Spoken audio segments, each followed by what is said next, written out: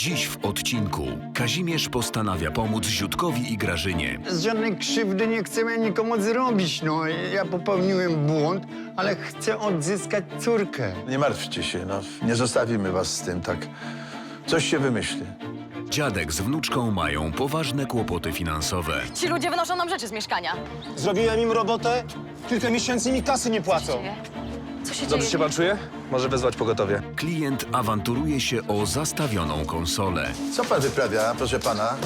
Była moje gry, a wy je przyjęliście. Chcę je z powrotem. Zaraz, nie w ten sposób, Mariusz. Puść ją. Zaraz, nie w ten Co sposób. mam do tego? Ej!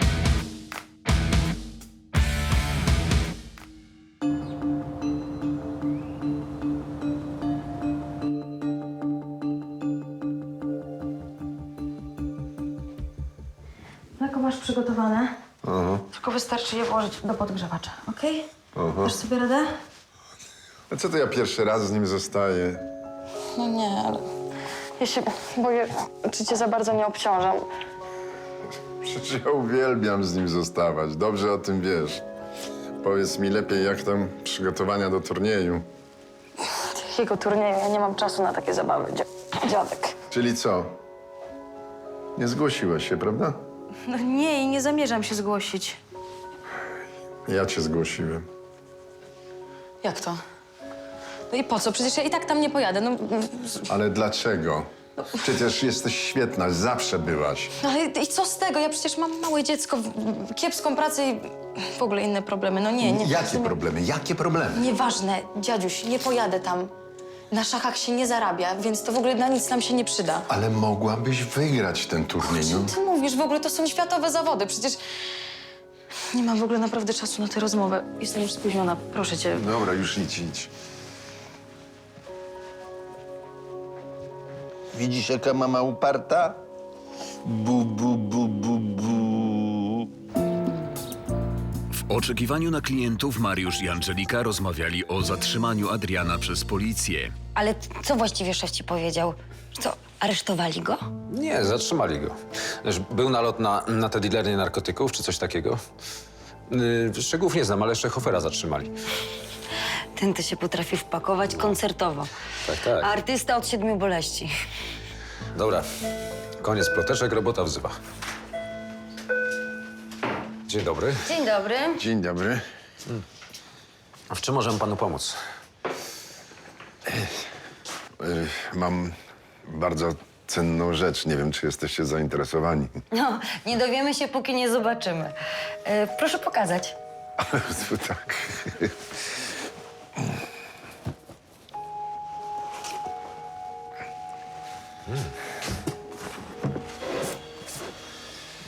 Szachownica zrobiona jest z marmuru. Białe figury z kości słoniowej, a te czarne z hebanu.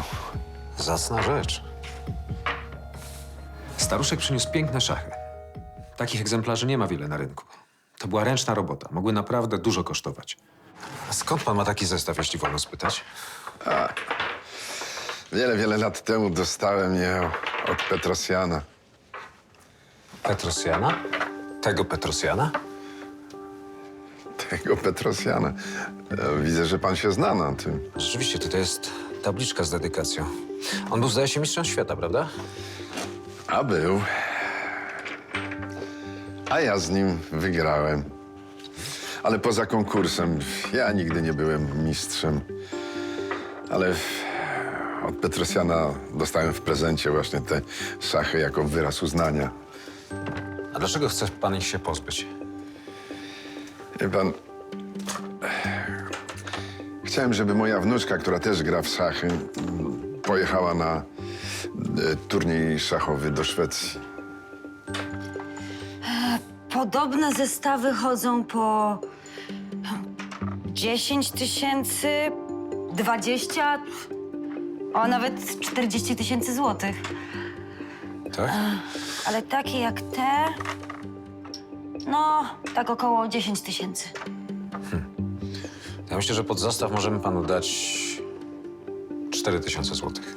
Z wyceną musieliśmy być ostrożni. Takie perełki zwykle kupują kolekcjonerzy, pasjonaci. Ale najpierw trzeba do nich dotrzeć.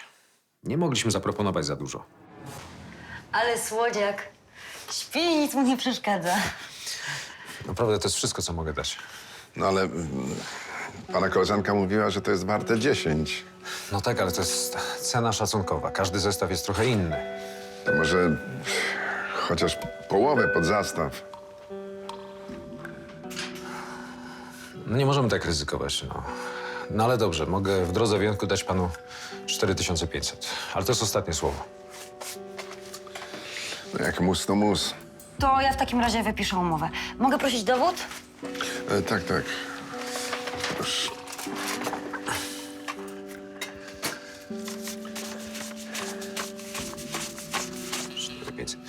A pan wie, że ja pana chyba pamiętam. Był taki turniej pod koniec lat 80. I pan, zdaje się, wycofał się przed ostatnim meczem Mistrzostw Świata. Cała prasa o tym pisała. Widzi pan, życie. A pan gra w szachy? No, trochę. Okej, i teraz tylko podpisy. Proszę bardzo. Tu i tu.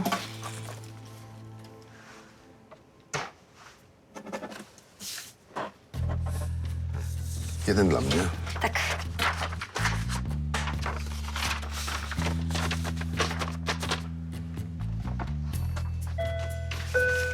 Dzień dobry. Dzień dobry. Macie może srebrne spinki do mankietów? Tak, mamy. Mamy srebrne, ale mamy też pozłacane, no i takie na wesoło. Nie, mają być klasyczne. Szukam prezentu dla taty. Okej, Mariusz, otworzysz gablotę?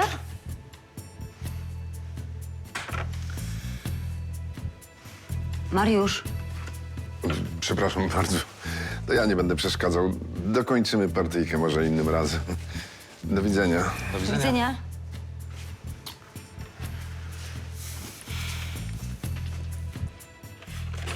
Rozpoznałem człowieka, bo śledziłem tamtą rozgrywkę od początku do końca. Sam kiedyś uczestniczyłem w młodzieżowych turniejach. I byłem bardzo rozczarowany, że się wycofał. Cała Polska była. Po wizycie w Lombardzie pan Franciszek bawił się ze swoim prawnukiem, czekając na powrót Magdy z pracy. Co? Jak sobie poradziliście? A, świetnie. I mamy niespodziankę dla mamy. Jaką niespodziankę? Pojedziesz na ten turniej. Jak to?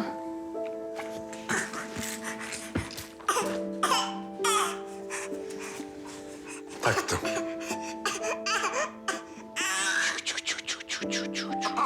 Sprzedałeś szachy od Petrosjana. Jak mogłeś, dziadku? No...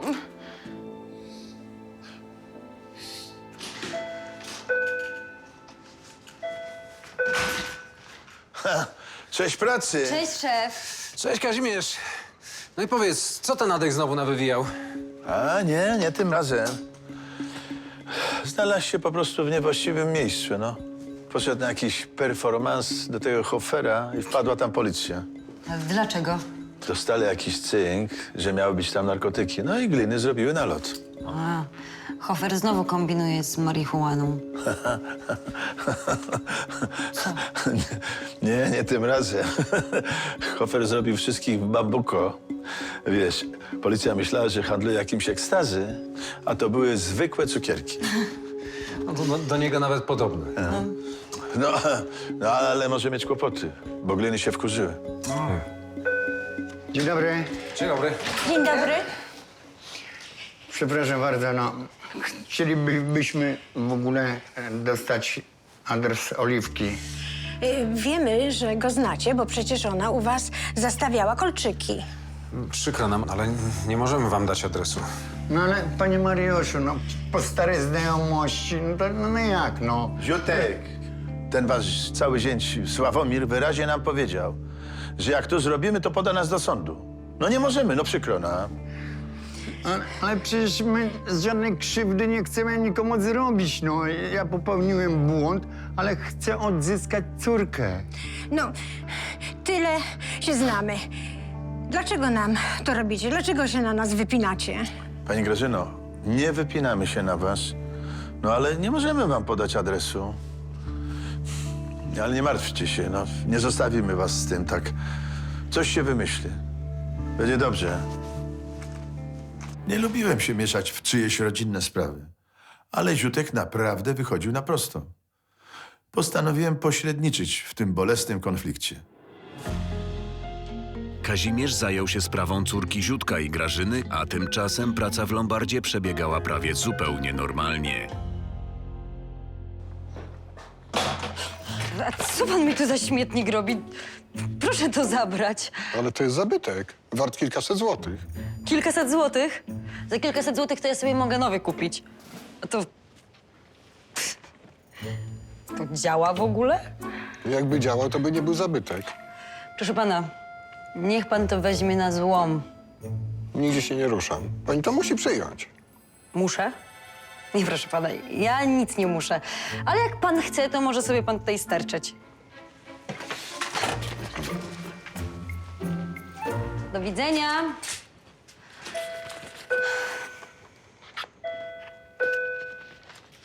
Dzień dobry. Dzień dobry. Mój dziadek zastawił ostatnio u państwa szachy. Takie trochę nietypowe, cenne. No, może. A o co chodzi? Chciałabym je wykupić. No to jeżeli ma pani upoważnienie, no bo umowa jest na pani dziadka. Musi pani przyjść z dziadkiem. Dzień dobry. O, Mariusz, postanowiłeś się wziąć do roboty zamiast grać. Pan gra? No, pani dziadek mnie wkręcił. Mogę zobaczyć? No pewnie, zapraszam. O, to te. Ta partia rzeczywiście bardzo mnie wciągnęła. Pan Franciszek po kilku ruchach zabrał mi gońca, ale zaraz mu się odwdzięczyłem. A potem to już nie wiedziałem, co robić.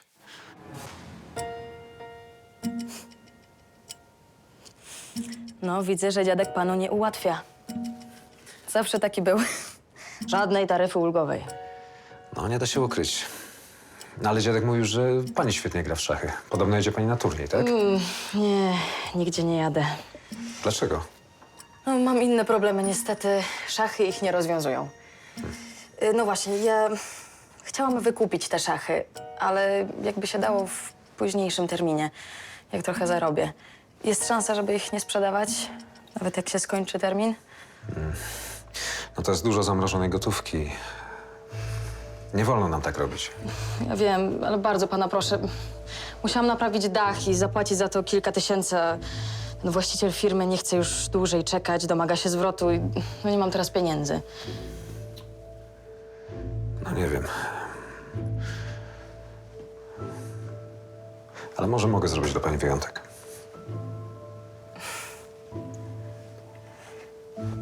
Chyba powinien pan uruchomić królową. Dziadek będzie teraz ostrożny przez kilka ruchów. Poruszy się pionkiem czy gońcem. To dla pana szansa. No tak. Będę miał okazję zbliżyć się do jego królowej. No właśnie. To jak? Pomoże mi pan? Nie sposób było jej odmówić. Rozszyfrowała tę rozgrywkę w kilka sekund. Jej dziadek dobrze wiedział, co robi, zostawiając swój skarb. Dziewczyna miała talent. Dzień dobry. Zastałem może panią Magdę?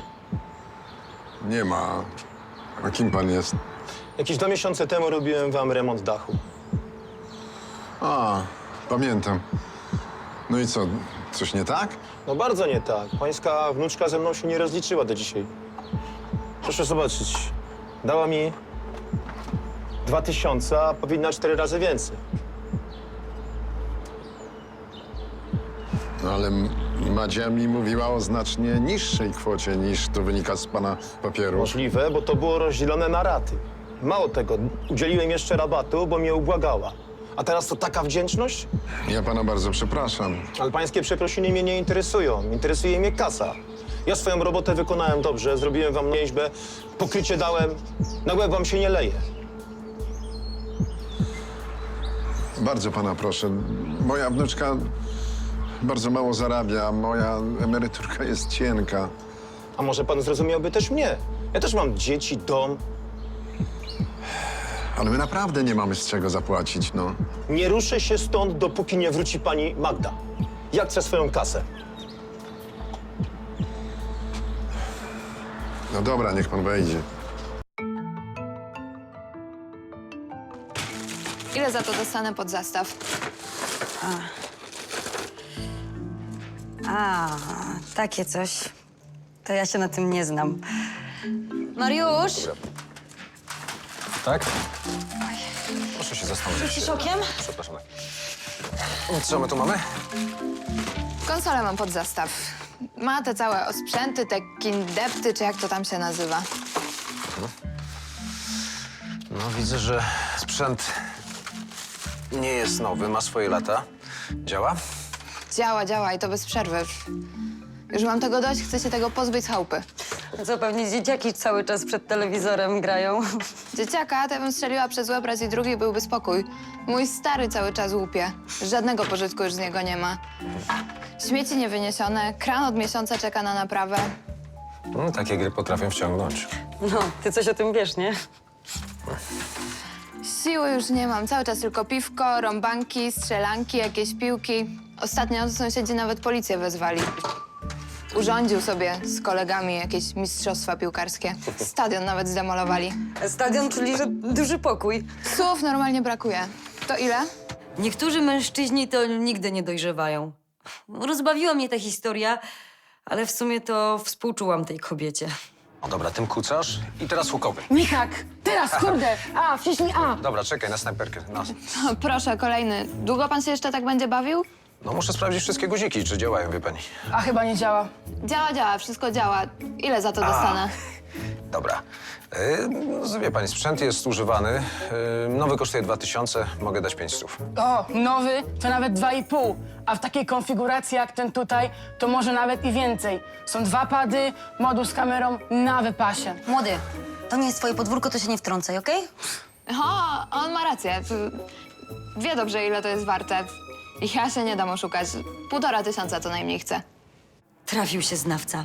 Przez tego chłopaka straciliśmy przewagę w negocjowaniu ceny. Ostatecznie stanęło na 900 złotych. Co pan tutaj robi? Jak to co? Po pieniądze przyszedłem. Madziu, mówiłaś, że te 2000 wystarczą. A pan mówi, że trzeba jeszcze dopłacić 6000. Madziu, to prawda? No pewnie, że prawda. Madziu! Tak, to prawda.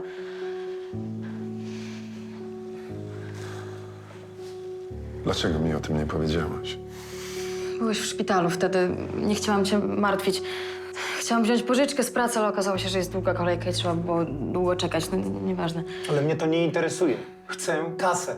Jeżeli nie, to idę na policję. Nie, proszę, ja mam pieniądze. Zdobyłam je dla pana.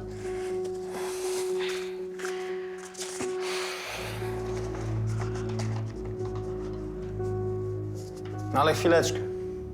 Tu jest tylko 4000. To jest za mało. Wnusiu, ale to nie na to miało być. Dziadku, naprawdę przecież są ważniejsze rzeczy niż szachy na razie. Proszę, niech pan je weźmie. No, spłacę resztę, jak tylko dostanę wypłatę. Nigdy w życiu nie zgadzam się na jakieś odkładanie. Tak zawsze jest, każdy mówi, a później ja jestem w plecy. Ale ja nie mam więcej, no co mam panu zrobić? Nie mam więcej, no przecież musimy za coś żyć. Mam małe dziecko, dziadek potrzebuje na leki, no niechże pan się zlituje. No. Ja też potrzebuję żyć. Jeżeli nie macie kasy, to po prostu wezmę sobie telewizor, może coś z mebli, albo jakiś sprzęt od was. Sprzedam i odzyskam kasę. Tymczasem ruch w Lombardzie był tego dnia naprawdę spory i Angelika miała urwanie głowy. Nie pani co, tu nie ma zbyt dużego wyboru. Proszę pana, to nie jest firmowy salon sieci komórkowej, tylko Lombard. Mnie się ten podoba, wzięłabym go. Hola, hola, ja byłem pierwszy. Ale pan się ciągle zastanawia, ile czasu mam czekać, aż w końcu pan coś wybierze. Ile za niego? Nie ma mowy, ja chcę właśnie ten. A ty co tu jeszcze robisz? Mogę trochę pograć? To nie wiem, to może zrobimy tak, że pan weźmie ten telefon, a pani zaproponuje... Chwilka. Tu mam jeszcze jeden, bo dopiero dzisiaj się skończyła umowa zastawu, więc jeszcze go nie wystawialiśmy. Proszę sobie zobaczyć. A nie ma mowy, to nie jest salon gier. Ja też chcę go zobaczyć. Przecież wam pomogłem, chyba coś mi się należy, nie? Teraz to już jest pan zwyczajnie złośliwy. Wiesz co, tak nam pomogłeś, że musieliśmy zapłacić więcej, więc raczej chyba przeszkodziłeś. A państwo to nie wiem, no przecież macie tyle tych telefonów do wyboru. Mariusz! Nie wiedziałam, co opętało Mariusza. Żadnego pożytku z niego nie było przez te szachy, a ja sama nie wyrabiałam.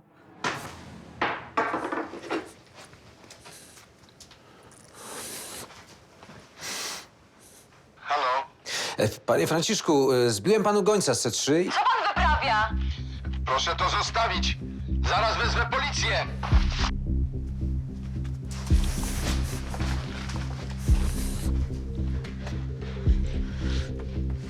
Mariusz, a ty dokąd?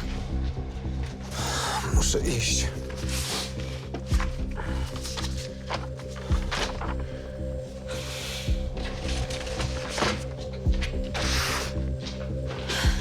Nie mogłem tego tak zostawić. Coś niedobrego działo się u tych ludzi, więc musiałem im jakoś pomóc. Nieustępliwy budowlaniec zaczął z pomocą swojego pracownika wynosić z domu rzeczy Magdy i pana Franciszka. Zejdź, paniusiu, bo staranujemy. tak normalnie wynosić rzeczy Co się tutaj dzieje? Sierżant Kryczak, starszy posterunkowy, Wypieralski. Pani nas wzywa? Tak, ci ludzie wynoszą nam rzeczy z mieszkania. Zrobiłem im robotę, kilka miesięcy mi kasy nie płacą. Co się Dobrze dzieje? się pan czuje? Może wezwać pogotowie. Nie. To ze zdenerwowania. Zaraz mi przejdzie. Ale panowie, aresztujcie ich. Przecież oni nie mogą nam szabrować mieszkania. Ja rozumiem, że chcą państwo odzyskać długi, ale tak nie można. Takich spraw dochodzi się w sądzie. To jest zwyczajne przywłaszczenie mienia. Czyli, że jak? Niby, że ja jestem teraz winien? Wszystko w porządku? Kim pan jest? Co pan tutaj robi? Spokojnie. Jestem znajomym. Proszę iść do domu i panu. Mówiłam panu, że mamy długi. Ale ja wiem, jak rozwiązać sprawę. No tak, palnąłem z głupia frat. Nie miałem żadnego pomysłu, ale postanowiłem improwizować. Żeby porozmawiać z córką Ziutka i Grażyny, Kazimierz musiał pojechać aż pod Warszawę. Dzień dobry. Ja jestem właścicielem lombardu, w którym pani zastawiła kolczyki. Nie mam panu nic do powiedzenia. Proszę pani, niech mi pani da szansę. No, naprawdę chcę pomóc. Sławek? Co się dzieje? Dzień dobry panu. Czego pan chce? Chciałem porozmawiać Ale nie sądzę, żebyśmy mieli o czym. o rodzicach pani Oliwii. A nie chcemy o nich rozmawiać. Do widzenia. Proszę pana, przejechałem pół Polski w nie swojej sprawie. No to może mnie chociaż państwo wysłuchacie, co mam do powiedzenia. No proszę. Dziękuję. Mogłem się spodziewać, że nie będą przyjaźnie nastawieni. Podjąłem się jednak tej misji i nie zamierzałem odpuścić. Pod nadzorem policji wszystkie sprzęty zostały z powrotem wniesione do domu, a po zapewnieniach Mariusza, że się dogadają, policjanci odeszli. Więc tak, dam pani Magdzie i panu Franciszkowi pożyczkę pod zastaw tych rzeczy, które chciał pan zabrać. Wycenimy też inne sprzęty. Ile ma pan dostać? 2000. Plus odsetki oczywiście. Proszę pana, odsetki to mogę ustalać ja w Lombardzie. Jeżeli nie chce się pan tłumaczyć w sądzie za napaść na tych państwa, to proszę mnie nie drażnić. Niezłego bodyguarda pani sobie wzięła. Za telewizor i radio mogę dać 1000 złotych. Ma pani jeszcze jakąś biżuterię? Może?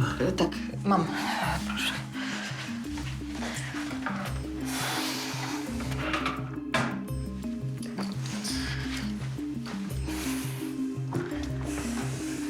No ale nie za wiele tego. A to jest sam szmelc. Zna się pan.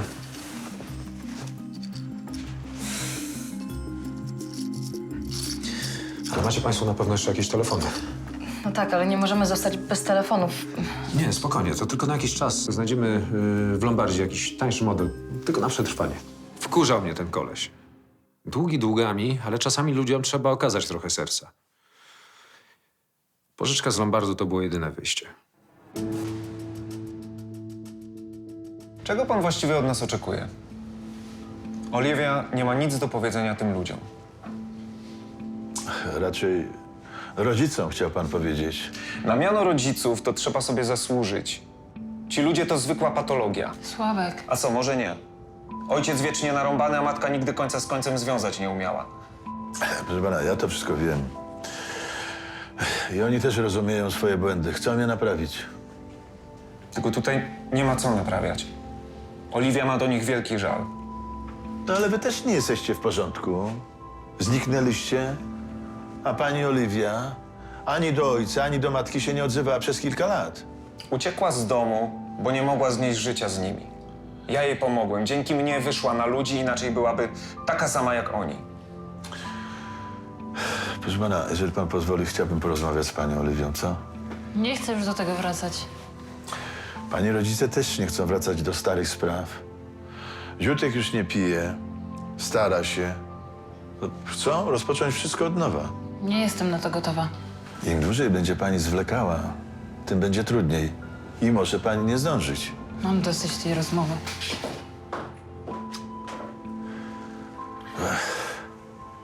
A pan to właściwie jaki ma interes w tym pomaganiu? Żaden. Wyręczam pana. A pan powinien zadbać o te relacje, bo inaczej ona będzie miała do pana żal. No i panu to wypomni, jak zrozumie. Córka Ziutka i Grażyny była zupełnie zamknięta, a jej facet źle nastawiony. Wyglądało na to, że straciłem tylko czas.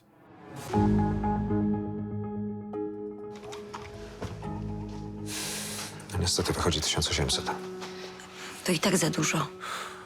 Wiem, ale ci ludzie mają naprawdę ciężko. Nie opuszcza ani grosza. Ma być 2000, bo jak nie, to idę do sądu.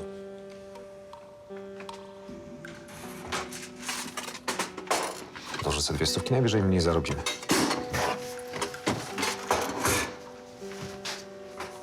No i już. Nie można było tak od razu? Walczyłem tylko o swoje. Dziękuję. Do widzenia państwu. Proszę pana, jeszcze pan popisze pokwitowanie dla państwa. Jeszcze raz do widzenia. To był jeden z tych momentów, kiedy Mariusz się złamał. Biznes biznesem, ale każdy ma jakieś granice wytrzymałości na ludzkie nieszczęście. Po załatwieniu wszystkich formalności odwiozłem pana Franciszka i jego wnuczkę do domu. Długo nie mogłem się potem pozbierać. Cholernie było mi ich żal. Kolejny dzień pracy w Lombardzie rozpoczął się od wizyty pana Franciszka. Dzień dobry, panie Franciszku. A tak, dzień dobry, dzień dobry. Wszystko w porządku? Możemy jeszcze w czymś pomóc? No przede wszystkim to ja chciałem podziękować. Gdyby nie pan, ja nie wiem, w ostatnich koszulach by nas ten człowiek zostawił. Ale mam też prośbę do pana jeszcze. Tak? O co chodzi? Chciałbym, żeby znalazł pan jakiegoś kupca na te szachy moje. Jeszcze jakieś długi? Nie, ale... Wie pan, Madzia musi jechać na ten turniej, no. Ja nie mogę pozwolić, żeby ona tak zmarnowała swój talent. Panie Franciszku, to może zapraszam do biura i spokojnie porozmawiamy. Dobrze? Dziękuję. Czasem jak się komuś pomoże, to zaczynają się kolejne prośby i kolejne. Bałam się, że Mariusz dał się wciągnąć w taką właśnie spiralę. Madzia jest dla mnie całym moim życiem. Wie pan, właściwie to ja ją wychowałem. Moja żona bardzo szybko zaczęła chorować. Ja zrezygnowałem z tego turnieju właśnie dlatego, że ona umierała. Parę lat później mój syn z syną zginęli w wypadku. Madzia miała niecały roczek. Współczuję pan.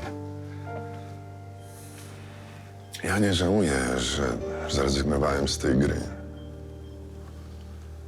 Ja bym sobie w życiu nie wybaczył, gdyby mnie wtedy przy żonie nie było. Dlatego tak bardzo mi zależy na tym, żeby Madzia grała. Wie pan, ona jest świetna. Wybitna. Ja przy niej, proszę pana, to ja jestem cienki bolek. No to dlaczego przestała grać? Nie, no, grała jako juniorka zawodowo. Poszła nawet na studia matematyczne. Ale wie pan, poznała chłopaka, zbałamucił ją, zaszła w ciążę. Proza życia. Drań prysnął do Anglii i grosza nawet na dziecko nie płaci. Ja też wszystko rozumiem. Także widzi pan, Zostało szarpanie się z życiem, problemy finansowe. Przecież nie można tak żyć z dnia na dzień. Dlatego też ja uważam, że ten wyjazd do Szwecji na turniej to dla Madzi naprawdę wielka szansa. Ona to może wygrać. A wie pan, wygrana w takim turnieju to są pieniądze. A ile pan potrzebuje? Ile? No, przelot w obie strony, jakiś hotel tam na miejscu, wyżywienie, no kilka dni, no. Postaram się pomóc. Naprawdę? Dziękuję panu bardzo.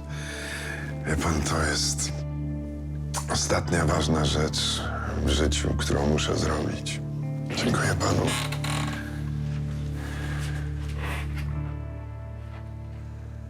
No ładnie pan to zagrał. No, muszę uciekać królem.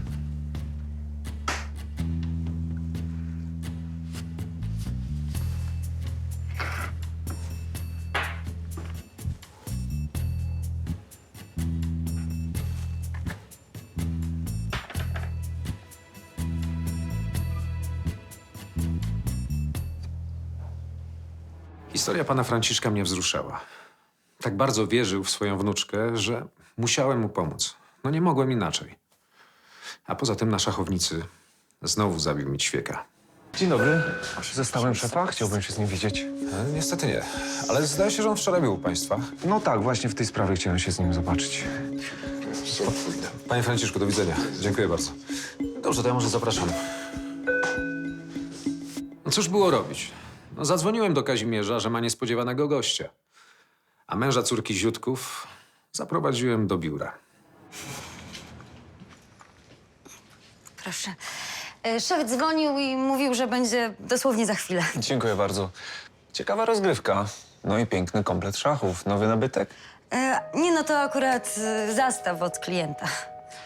Wspaniały sport. To znaczy sam nie gram, ale trochę się interesuję. O, szef już jest. No to ja wracam do pracy. Dziękuję. Cześć, szef. Cześć. O, dzień dobry, świetnie, że pan przyjechał. Naprawdę bardzo się cieszę. Ale muszę panu powiedzieć, że byłem pewien, że jeszcze się zobaczymy. Tak, miał pan rację. Powinniśmy porozmawiać. Czy mógłby mi pan dać adres rodziców Oliwii? Ale oczywiście. Pomyślałem, że jednak trzeba wierzyć w ludzi. Byłem nieco zaskoczony, że przyjechał sam, ale przynajmniej zrobił pierwszy krok. Moja misja się powiodła. Cieszyło mnie to. Co, może pana jednak podwiozę, co? Nie, dziękuję, poradzę sobie. Do widzenia. Do widzenia, dziękuję. Do widzenia. Do widzenia. Do widzenia.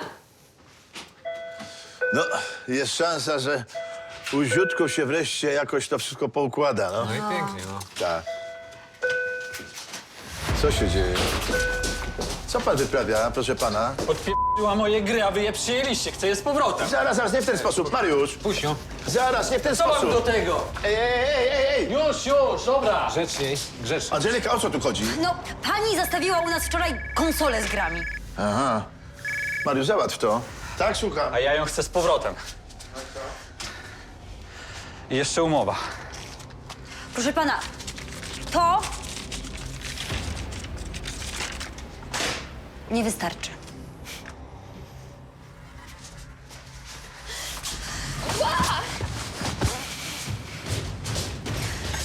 No dobra, trochę przegiąłem. Ale miałem nadzieję, że jak go mocniej przycisnę, to się trochę uspokoi. Przestaniesz fikać? Tak, przestanę, ale oddajcie moją konsolę. Konsola zostaje tutaj. Ale ja mam umowę. No i co z tego? Bez żony i tak nie odbierzesz. Ale ona mi to ukradła. To na policję idź. A pójdę. Srał pies to małżeństwo. Powinna mnie wspierać, bo to ja jej forsę daję. Albo mi da grać, albo niech spada. Jezu, co za świr. Ty, a jak on pójdzie do domu i ją zatłucze? Może lepiej na policję zadzwonić. No wiesz, nie że donos, ale no z troski. No słusznie, no. Opiszesz sytuację, a niech sami zadecydują. Dzień dobry. Dzień dobry. Dzień dobry. Chciałam kupić radio z budzikiem, takie nowoczesne. Takie z wyświetlaczem. Z wyświetlaczem, z dobrą częstotliwością. Dobra, poszukam. Sławomir bez problemu znalazł drogę do mieszkania Ziutka i Grażyny, którzy nie byli przygotowani na przyjmowanie gości. O, zapraszam. Chciałem porozmawiać. A o czym?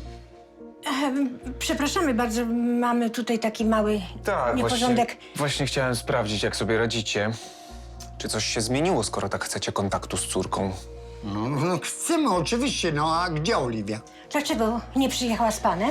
Powiedziałem jej, że najpierw sam sprawdzę, ale widzę, że niewiele się zmieniło. Może nie mieszkamy w pałacu, ale żyjemy normalnie. No, a ja oprócz tego no, to jestem trzeźwy. No, chociaż tyle.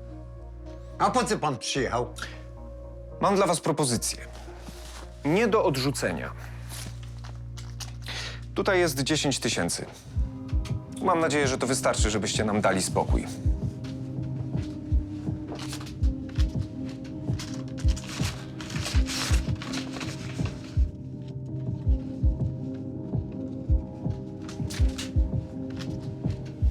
Wynoś się z tymi swoimi śmierdzącymi pieniędzmi!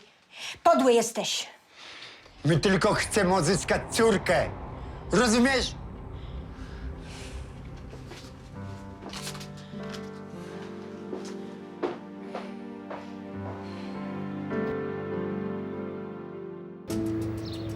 Po kilku godzinach w pracy Mariuszowi wreszcie udało się znaleźć chwilę na swoje sprawy. Co, znowu w coś grasz? Teraz na komputerze? Nie. Linie lotnicze? Kupujesz bilet? Dokąd? Do Szwecji. Halo? Dzień dobry, panie Franciszku. Będę potrzebował pańskiej pomocy. Nie, tym razem nie chodzi o szachy. Domyślałam się, co Mariusz chciał zrobić i nie wiedziałam, co o tym myśleć. No ale wiem, że czasem próbował naprawiać świat. Naprawdę? Zrobi pan to? Mój Boże. Dziękuję panu bardzo, no. Już podaję.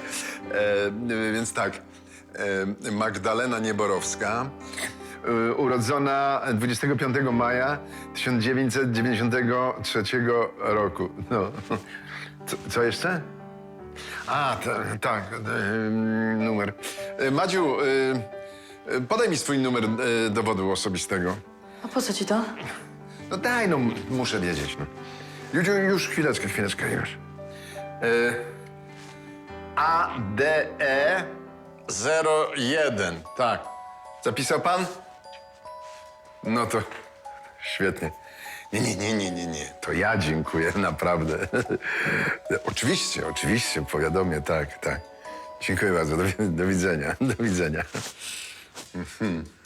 Ale dziadku, kto to był? Komu ty podajesz takie informacje? Przecież, nie wiem, to mogą być oszuści jacyś. Spokojnie, wnuś. Wszystko będzie dobrze. Mariusz? O co chodzi z tymi biletami do Szwecji? Co ty kombinujesz? Nic. Po prostu kupiłem sobie piękne szachy. Dzień dobry. Aspirant Nowacki, ja w sprawie gry wideo. Jest złożone zawiadomienie o kradzieży. Jak to? Kradzież w rodzinie? Mąż złożył doniesienie na żonę. I my musimy się tą sprawą zająć. Zarekwirować wasz zastaw, bo sporna kwota jego jest znaczna. Znacie procedury. No tak, czyli straty, no. Nieźle nas urządził. Tak, o wilku mowa. No i co, moje na wierzchu? Ale pan szybko działa. Teraz to pan normalnie przegiął. Uprzedzałem. To, panie dzielnicowy, ma pan moją konsolę? Ma. Ale będzie musiał zabrać ją do magazynu policyjnego. Jeżeli o takie na wierzchu panu chodziło, to się udało. Czy to znaczy, że teraz tego nie dostanę? Nie, muszę ją zarekwirować do wyjaśnienia sprawy. Co najmniej kilka tygodni. Kilka? Panie dzielnicowy, to zwykłe nieporozumienie było. Ja wycofuję skargę. No pan jest chyba niepoważny. Angażuje pan policję w jakieś swoje prywatne kłótnie? Nigdy się pan z żoną nie pokłócił. No ale nie tak od razu, żeby jakiś fałszywy donos o kradzież na nią składać. Trzeba było się ożenić z moją, to by pan zobaczył. No to najlepiej będzie wezwać pańską żonę i wszystko sobie wyjaśnicie w obecności pana dzielnicowego. Chciałam się już pozbyć tej konsoli i tej parki z piekła rodem. W sumie byli siebie warci, ale my musieliśmy szybko sprawę wyjaśnić, żeby kasa się zgadzała.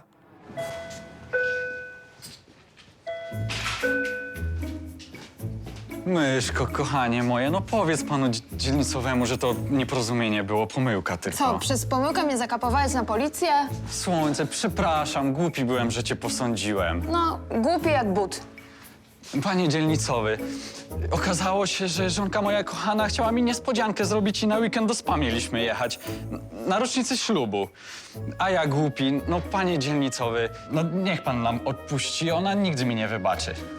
Dobrze, szkoda na wasz czasu, ale coś czuję, że się jeszcze spotkamy. No chyba, że na dzielni w sklepie, ale kłopotów nie będzie. Zobaczymy, ale mam na was oko. Do widzenia. Do widzenia. Co to ma znaczyć? Co to za pomysły? Ja nie jadę do żadnej Szwecji. Jezu, całe życie z wariatami. Spokojnie.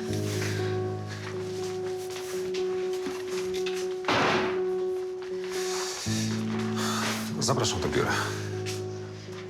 Spodziewałem się wizyty Magdy. Nie wyglądała na osobę, która lubi, jak jej się mówi, co ma robić. Nawet jeżeli to jest dla jej dobra. Jednak ja wiedziałem, jak ją przekonać. Zabukowałem pani lot. Wybrałem ten do Szwecji. Ale ja nie rozumiem. Spokojnie. Kasę mi pani odda po powrocie, jak już wygra pani ten turniej. Ja nie wiem, co powiedzieć. Dlaczego nam pan pomaga? Bo mogę.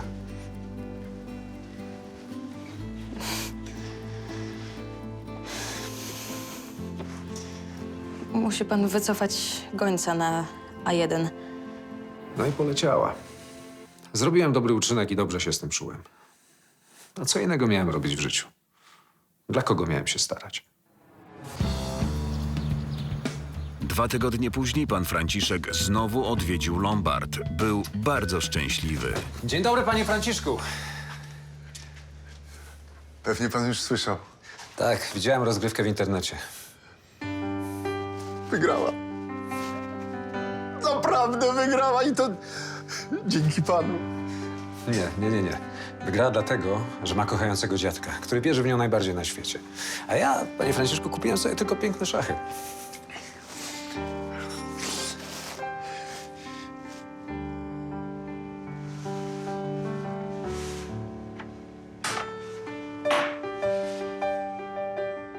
Szach. I mat. W następnym odcinku złomiarz przynosi do Lombardu niewybuch. Ile za to? Odsunąć się wszyscy!